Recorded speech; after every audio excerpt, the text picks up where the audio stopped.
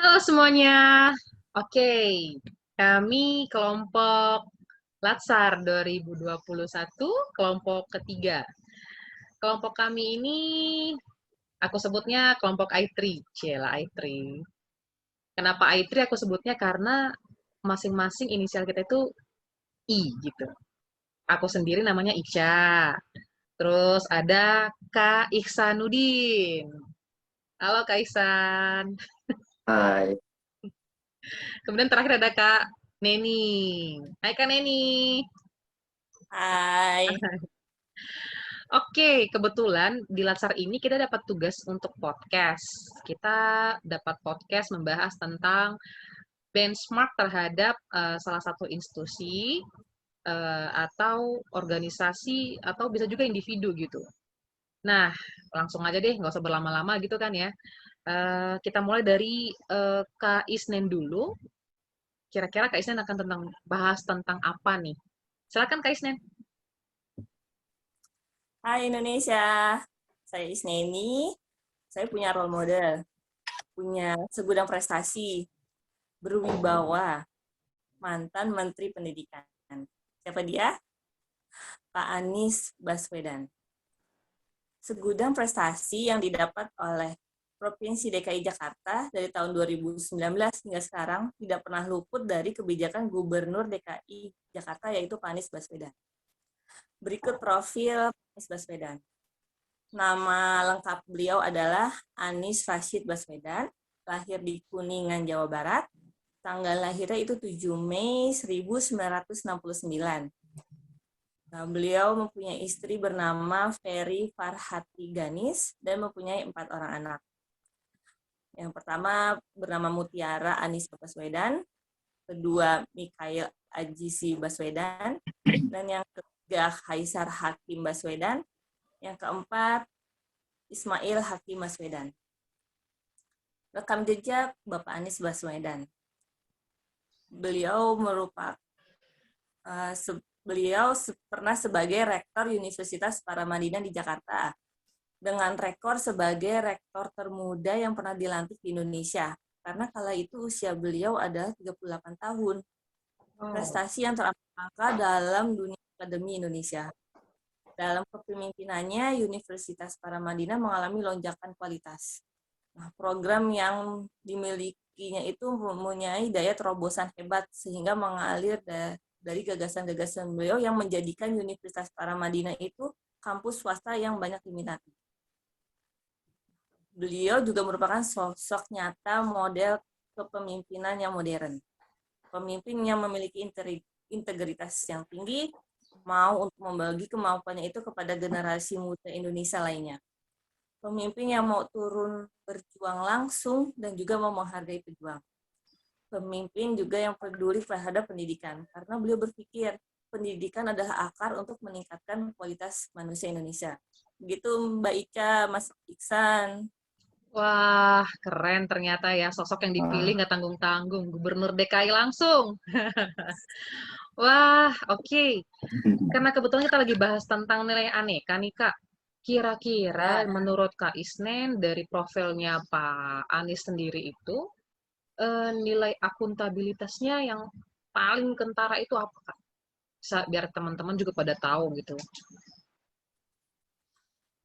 secara akuntabilitas, kinerja Pemprov DKI Jakarta itu yang di bawah kepemimpinan Pak Anies Baswedan dapat dipertanggungjawabkan dengan adanya bukti dan hasil yang signifikan dari periode sebelumnya. Nah, seperti peningkatan kerja ASN, mendapatkan banyak prestasi dan penghargaan, menjadi sosok pemimpin yang berintegritas, dapat dipercaya dan transparan, sehingga memberikan dampak positif terhadap elemen DKI Jakarta. Seperti Oh, itu, gitu. Mbak Ica. Iya sih ya, keren banget ya. Terutama untuk berarti efeknya dirasakan sama beberapa ASN lah ya. Wah, keren sih, keren. Kalau menurut Kak Iksan sendiri gimana Kak tanggapan untuk benchmarknya si Kak Isneni? ya, dan kalau dari aku, kira-kira komitmen moto dari Pak Anies itu gimana? Pak Anies Baswedan dapat memberikan contoh dan ketegasan dalam memberikan pelayanan pada masyarakat.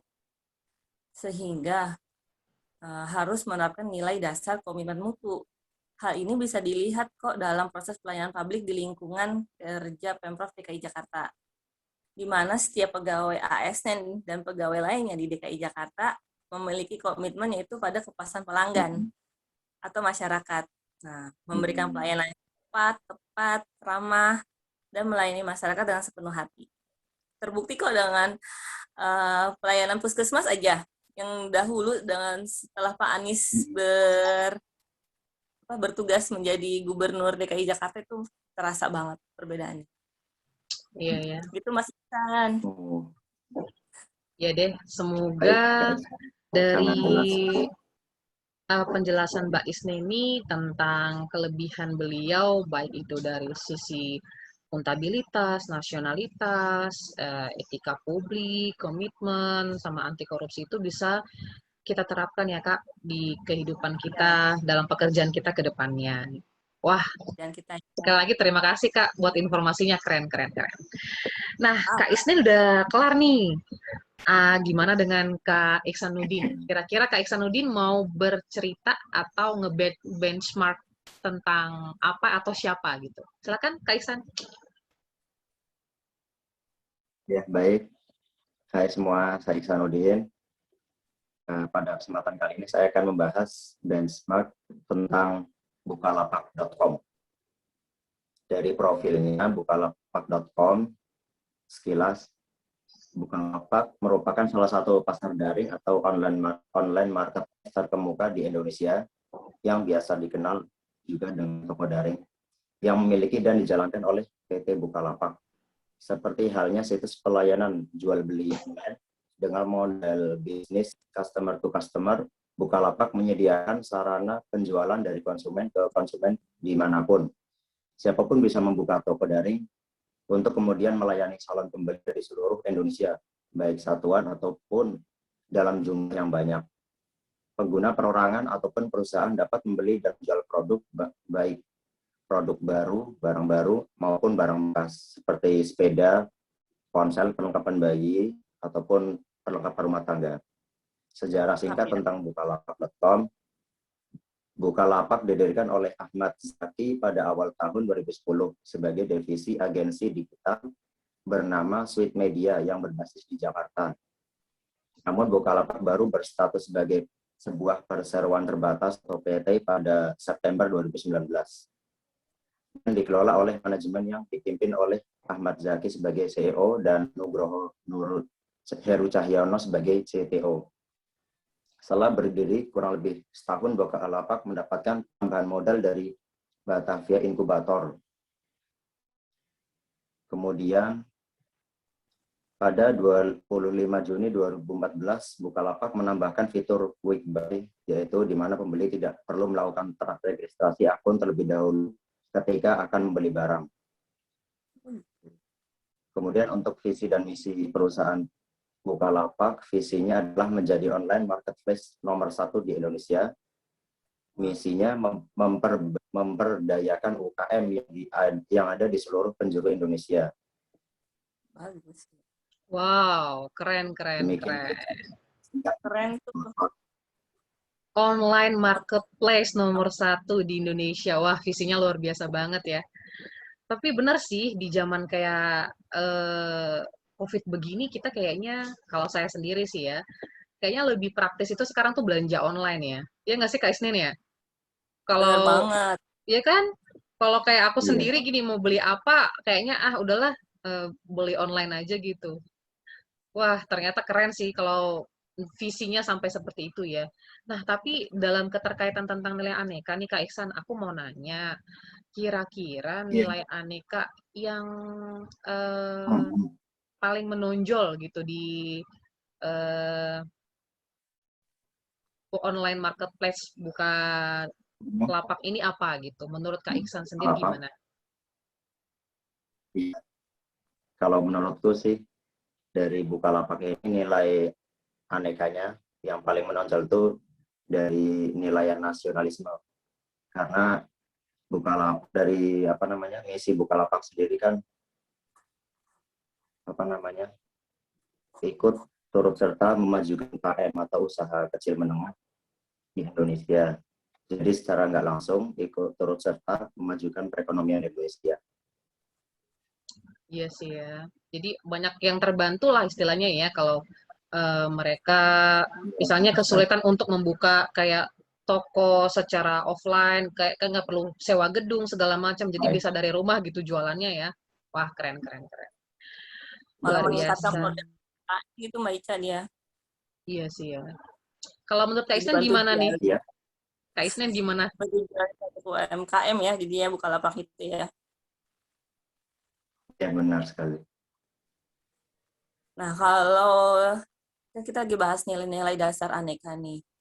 Nah, apakah Mm-mm. di dalam Bukalapak itu memiliki nilai dasar etika publik?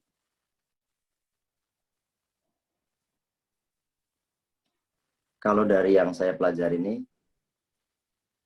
etika publik dari Bukalapak ini digambarkan dapat memberikan jaminan pelayanan yang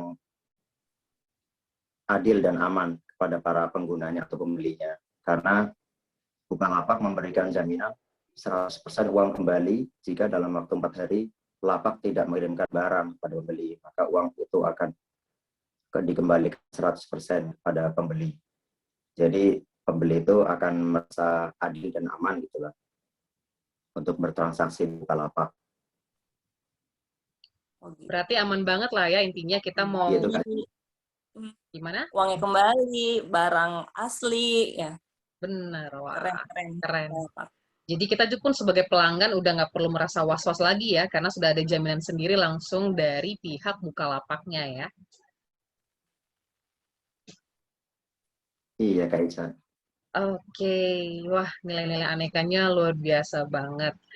Oke, karena kakak-kakak semua udah pada ngebahas tentang benchmarknya, tentang toko, tentang online marketplace. Nah, sekarang giliran aku nih. Aku kebetulan di sini mau ngebahas tentang aku lebih ke telekomunikasi sih. Nah, benchmark nilai aneka Telkomsel. Ayo, di sini nggak mungkin dong pada nggak kenal sama Telkomsel. Telkomsel itu terkenal di seluruh Indonesia kayaknya deh. Ayo, Kak Isne nih pakai Iya. Telkomsel nggak? Of course dong. Aduh, oke, mulai aja deh. Jadi gini, aku akan membahas sekilas tentang Telkomsel ya. Seperti yang kita ketahui, Telkomsel itu adalah salah satu perusahaan operator telekomunikasi seluler di Indonesia. Yang pertama ternyata, yang pertama itu tuh dibentuk dari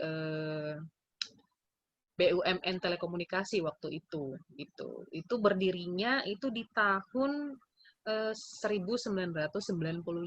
Waduh, aku usianya baru 4 tahun kayaknya. Jadi Telkomsel ini sebagai wujud telkom masih muda ternyata ya, udah berdiri aja, pantesan keren. Nah, Telkomsel ini bergerak maju di bidang telekomunikasi dan berkontribusi nyata dalam mengakselerasi pembangunan bangsa, yaitu melalui solusi pemanfaatan teknologi tepat guna. Nah, upaya yang dilakukan sama mereka itu tuh dilakukan dengan menciptakan ekosistem digital secara inklusif di seluruh penjuru negeri, baik dari kota sampai ke daerah-daerah terpencil gitu. Nah, salah satu yang membuat aku tertarik di Telkomsel ini adalah mereka itu ternyata baru punya program Corporate Social Responsibility atau CSR yang menjadi solusi dalam menciptakan dampak sosial positif dalam bidang pendidikan, kewarganegaraan, digital, dan pemberdayaan masyarakat. Untuk meningkatkan kapasitas dan mempersiapkan keahlian profesi generasi muda, Telkomsel ternyata terus aktif membuka dan meningkatkan akses pendidikan berkualitas tinggi ya melalui program-program yang tadi. Nah, wujud dari program tersebut ada tuh namanya Indonesia Next. Jadi dari kegiatan itu para peserta yang merupakan mahasiswa dari berbagai jurusan dan jenjang pendidikan perguruan tinggi ikut serta dalam seminar inspiratif dan yang kreatif-kreatif gitulah. Apalagi kayak bidang sekarang ini kan kita lagi zamannya corona, banyak pendidikan-pendidikan yang offline. Kita biasanya kan langsung dari via Zoom, pembelajaran via Zoom, bahkan sekarang kita podcast aja via Zoom. Nah, Telkomsel itu Telkomsel itu meningkatkan kualitas layanan mereka melalui tadi program-program tadi supaya tidak terputusnya pendidikan baik itu dari daerah ataupun dari kota yang sekarang kondisinya itu sekarang lagi terbatas dalam tatap muka. Jadi Telkomsel melakukan pembaharuan-pembaharuan dalam layanan mereka supaya apa? Supaya ketika bidang pendidikan ingin melakukan programnya, itu akan tersalurkan, akan tersampaikan dengan baik, dengan jaringan yang baik. Gitu sih setahu aku, Kak. Kalau dari benchmarknya aku tentang nilai aneka si Telkomsel ini sendiri. Gitu. Mau nanya nih Mbak Ica, Ya, dari boleh silakan banyak silakan. dari banyaknya program-program Telkomsel itu, komitmen mutu apa yang dijanjikan dari Telkomsel? Dari Telkomsel sendiri, dari artikel yang aku pelajari gitu ya. Jadi Telkomsel itu menjaga keterbukaan dan melakukan pendekatan etis dalam melakukan usahanya, yaitu baik dari pelanggan, maksud saya dengan pelanggan, pemasok, komunitas, dan anggota masyarakat lainnya. Jadi Telkomsel tetap mempertahankan kualitasnya sehingga pelanggan itu tetap merasa puas dengan layanan yang diberikan gitu. Jadi kalau mau komplain itu sudah difasilitasi oleh pihak Telkomsel sendiri seperti itu. Bener sih, saya kan pakai Telkomsel ya. Rumahnya juga di pinggiran bandara. Itu bener terbukti kalau nggak ada hambatan, nggak seperti ya ada yang lain lah ya, merek lain tuh kalau ada pesawat lewat tuh pasti menghilang. Sinyalnya langsung hilang. Tapi kalau Telkomsel sekarang bagus banget, bener Kak. Nggak hilang kok. Kalau lagi ada apa Smooth pesawat banget lewat tuh ya. nggak hilang. Jadi memang mereka layanan komitmen mutunya itu luar biasa sih kalau menurut aku. Jadi kayak aku sendiri itu di daerah ya, aku kan orang Nias nih. Jadi kalau dulu di daerah jaringan seluler pertama di tempat aku tuh ya memang Telkomsel. Dan rata-rata teman-teman yang dari daerah yang merantau gitu ke Jakarta ini pasti pada punya Telkomsel deh. Nggak tahu itu kayak andalan aja gitu. Ya nggak sih? Andalan ketika misalnya jaringan seluler lain bermasalah, ups, ada Telkomsel gitu. Kayak punya sejuta umat gitu ya. Yo, gitu.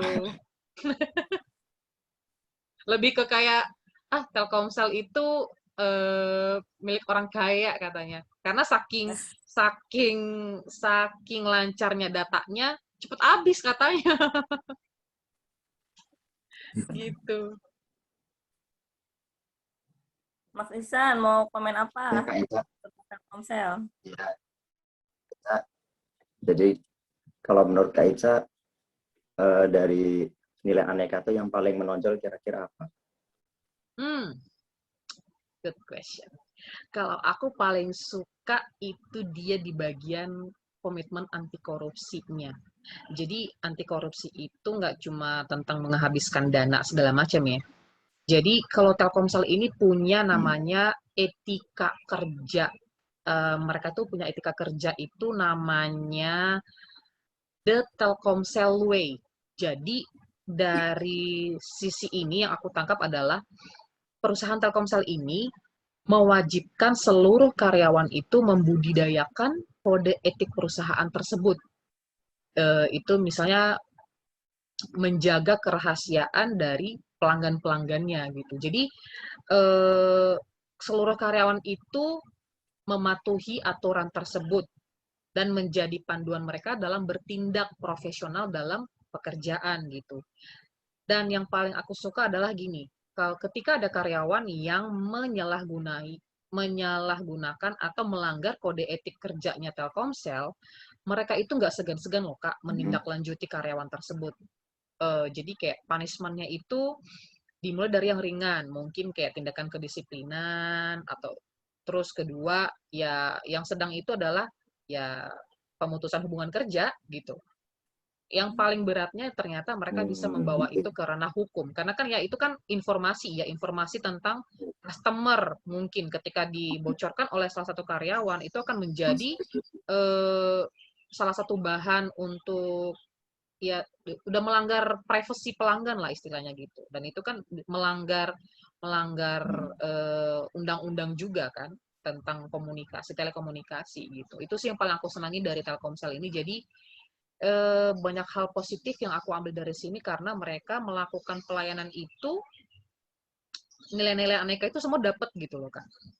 Jadi ya mudah-mudahan sih dengan kita belajar kayak gini tuh kita bisa mengaplikasikan kali ya ke kinerja kita ke depannya sebagai calon ASN gitu. Insyaallah. Amin, amin. Oke, kayaknya ada yang mau ditanggapi lagi Kak? Ada yang mau menanggapi lagi tentang pembahasan kita hari ini? Semoga benchmarking yang kita buat benar-benar bisa kita terapkan juga ya dalam keseharian Amin, kita. amin. Selain jadi PNS juga di masyarakat juga. Amin. Kak Iksan mau menanggapi? Ya, semoga dari ini nilai-nilai ini kita bisa juga menerapkannya di bermasyarakat. Itu. Amin. Ya, pelajaran semua benchmark dari yang sudah kita ambil, nilai aneka ini sangat-sangat membantu sih. Jadi semakin kita mengetahui bahwa ternyata nilai positif dari orang-orang maju itu atau perusahaan-perusahaan yang sudah maju itu bisa kita kutip, kita ambil langkah-langkahnya supaya kita sendiri bisa menjadi orang-orang hebat ke depannya, ASN-ASN hebat ke depannya. Itu sih harapan kita ya. Oke. Kalau gitu kita akhiri pembicaraan bincang-bincang sore kita nih, asik. Bincang-bincang sore tentang benchmark nilai aneka terhadap institusi, organisasi, ataupun individu. Oke Kak, terima kasih ya buat informasi-informasinya. Semoga podcast kita ini bermanfaat buat orang-orang yang mendengarkan. Oke. Bye semuanya. Aku En ya Kak. Sehat selalu buat kita. Jaga prokes selalu kalau kemana-mana. Oke? Bye. Selamat sore. Selamat sore.